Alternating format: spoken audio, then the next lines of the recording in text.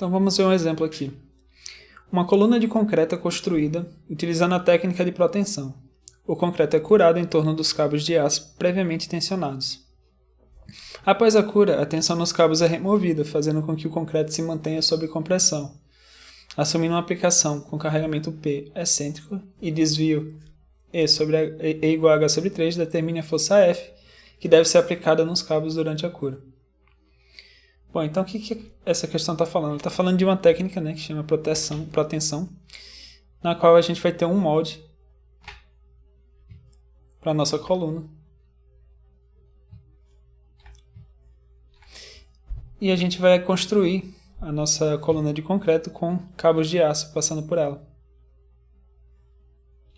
Em algum momento a gente vai despejar concreto aqui, e esse concreto vai curar e vai solidificar. Acontece que a gente pode aplicar uma força F nesses cabos, enquanto o concreto cura.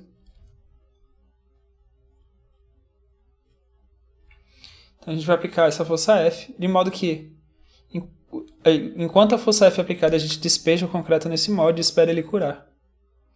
Sendo assim, quando o concreto terminar de curar, a gente vai ter o concreto relaxado, tá? Não tem nenhuma tensão no concreto. Mas a gente vai ter uma tensão no aço, certo? Uma tensão que é dada pela força F. Quando a gente soltar esses cabos, se a gente eliminar essas forças F, o que a gente vai ter é a nossa operação com carregamento P.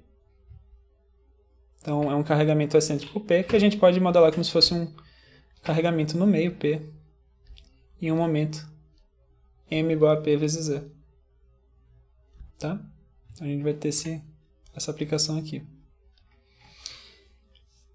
Bom, o que ele quer saber? Ele quer saber qual que é a força mínima que a gente vai aplicar aqui, para que quando a gente tem essa aplicação, a gente não observe nenhuma tração no concreto, tá? Nenhuma tensão de tração. Ou seja, repare, né, na verdade, que o nosso desvio E igual a H sobre 3 é maior do que o desvio máximo para que haja tração, né? A gente viu na aula passada que H sobre 6 já é o suficiente para fazer aparecer tensões de tração na nossa coluna. No caso, para que a gente opere com H sobre 3, que é um valor maior ainda, a gente precisa dimensionar essa força F. Então, quando a gente for olhar lá as nossas tensões, né, a gente vai ter compressão devido à força P. A gente vai ter uma distribuição de tensões aqui devidas ao momento PE. E ainda a gente vai ter uma contribuição aqui, porque a nossa parte de concreto ela já vai ser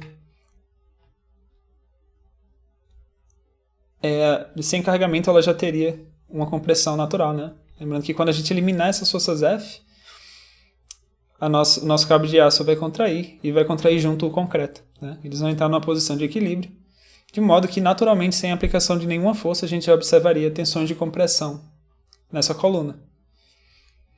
Daí, quando a gente aplicar a nossa tensão de compressão P, o nosso carregamento de compressão P e o momento PE, a gente agora vai ter uma margem maior para que não apareça trações.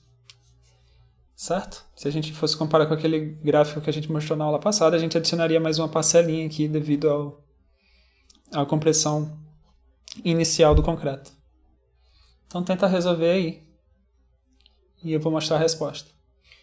Bom, então vamos considerar que a gente tem duas etapas aqui no nosso problema. Vamos dizer que é a etapa 1 e a etapa 2.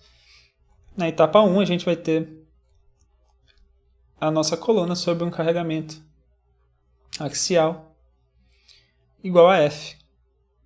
Nesse caso, a gente vai ter uma força no aço, que a gente pode chamar de NXA nesse instante 1. E o esforço normal no concreto vai ser igual a 2, tá? Ou vai ser igual a 0, tá? Desculpa, eu tô cansado. Vai ser igual a 0 porque o nosso concreto ele foi curado, né, sem tensões residuais, enquanto essa força F estava sendo aplicada. Para esse segundo caso, a gente vai ter um NXA no momento 2. Né? No caso, quando a gente soltar as forças e aplicar o nosso carregamento. A força aplicada no nosso aço, né, o esforço normal no nosso aço vai ser um outro valor diferente de NX-A1. E também a gente vai ter um NX-C2, né, que seria um esforço normal no concreto, nesse segundo momento. Tá? No caso dessa primeira etapa, né, a gente vai ter o carregamento F. Então, o NX-A1 vai ser igual a F, certo? O esforço normal no cabo vai ser igual a F. A outra coisa que a gente sabe é que se a gente pegar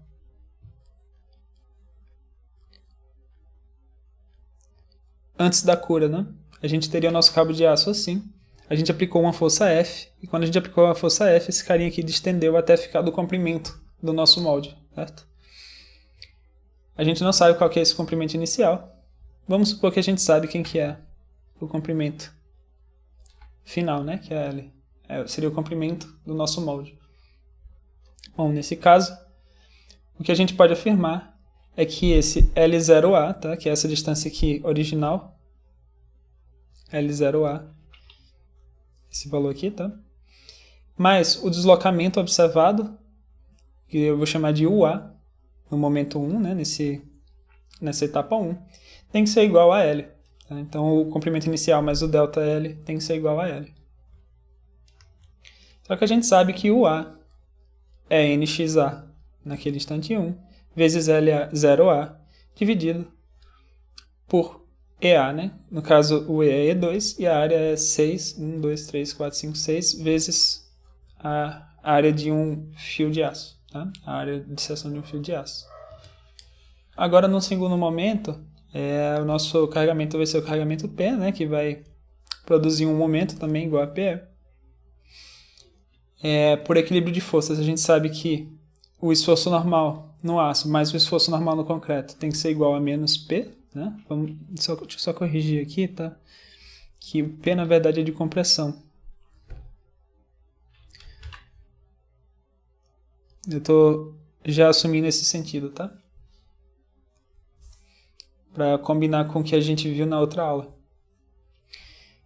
Então, se a gente somar os dois esforços normais, tem que ser igual a menos P. Além disso, a gente sabe que o comprimento original do aço, né, eu chamei de L0A, que é aquele comprimento antes dele ser esticado. Então a gente tem um L0A. A gente tem um comprimento L. E quando a gente aplicar o nosso carregamento, a gente vai estar em uma outra posição qualquer. A gente sabe que essa posição tem que ser igual a L0A mais o A. E o A a gente sabe que é isso aqui, né? Seria uma formulinha parecida com essa aqui. E isso tem que ser igual ao L mais um UC, né? UC, assim, L mais um UC, que seria o deslocamento da extremidade do concreto. E esse UC tem que ser igual ao NXC2 vezes o L0C, que na verdade eu chamei só de L, né? Então deixa eu apagar aqui.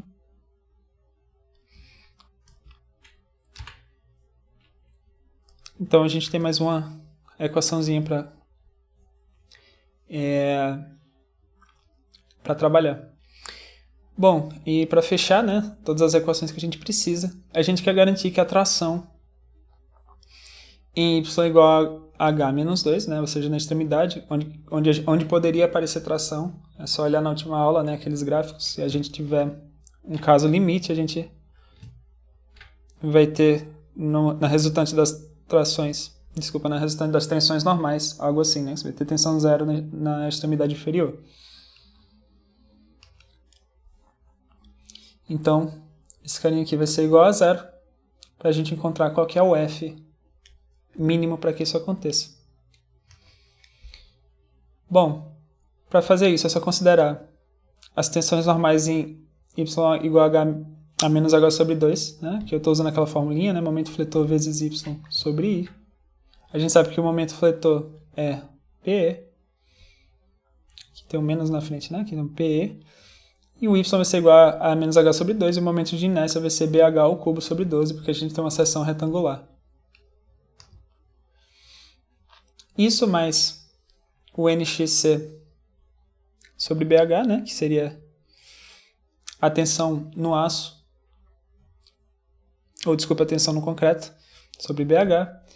Lembrando que aqui a gente está considerando A2 pontual, tá? Então eu vou considerar aproximadamente BH aqui embaixo, tá? Poderia colocar BH menos 6A2, mas não precisa, tá? Porque essa área daqui vai ser muito maior do que a área dos fios de aço.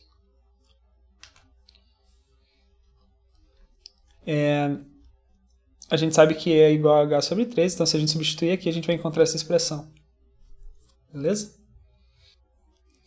Bom, agora essa é a parte que a gente agradece que existe computador, tá? A gente não vai resolver isso aqui na mão. Mas se quisesse resolver na mão, dá, né? Porque a gente tem 5 variáveis e 5 equações. As variáveis seriam nxa, L0a, nxa2, nxc2 e f, que é o que a gente quer descobrir. Então a gente poderia tranquilamente usar essas 5 equações para resolver para 5 variáveis, né? Inclusive para achar o f. A gente poderia, por exemplo, pegar esse carinha aqui, né? Substituir aqui. Aí a gente teria uma expressão que teria L0A e F. A gente substitui o L0A aqui, esse carinha aqui vai depender de F, tá? Então, isso aqui vai depender de F. Só que aqui agora a gente tem NXA e NXC. A gente pode substituir o NXA por um NXC e P. Esse aqui só depende de NXC e P. E aí agora a gente substitui NXC por usando essa expressão, e a gente vai ter alguma coisa que depende só de P. Então a gente consegue escrever F em função de P, tá?